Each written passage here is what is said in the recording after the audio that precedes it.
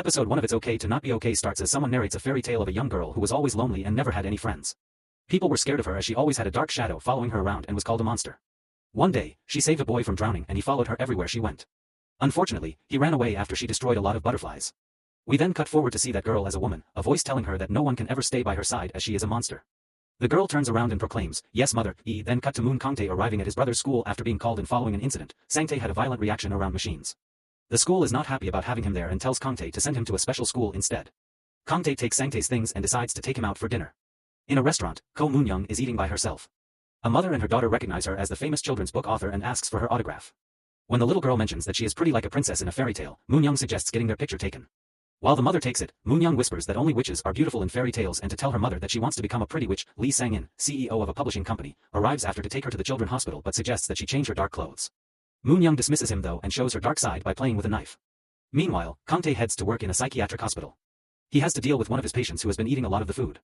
When he tries to comfort her, she proceeds to throw up on his back.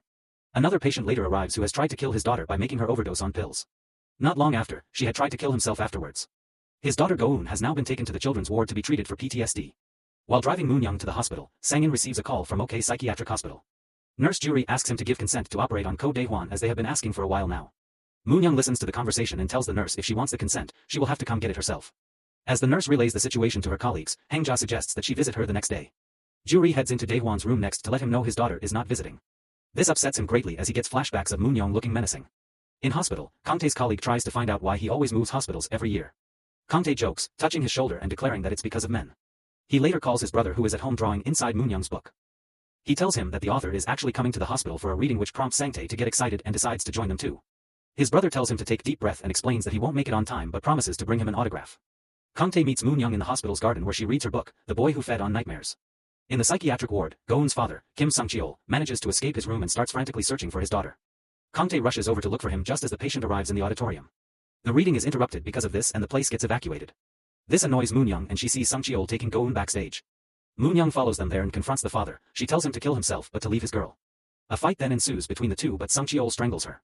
As he does, she has a flashback of a man doing the same to her, someone we assume to probably be her father. Kangtae then arrives to save the day. While both men are fighting, Moonyoung walks towards them with a knife but Kangtae grabs it in his hand, cutting himself in the process. They both face each other and she asks him to stay out of it.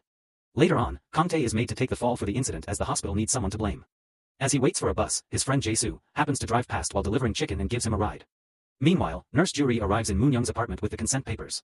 As they sit together, we learn that they used to go to school together but Moonyoung insists that her father is dead to her.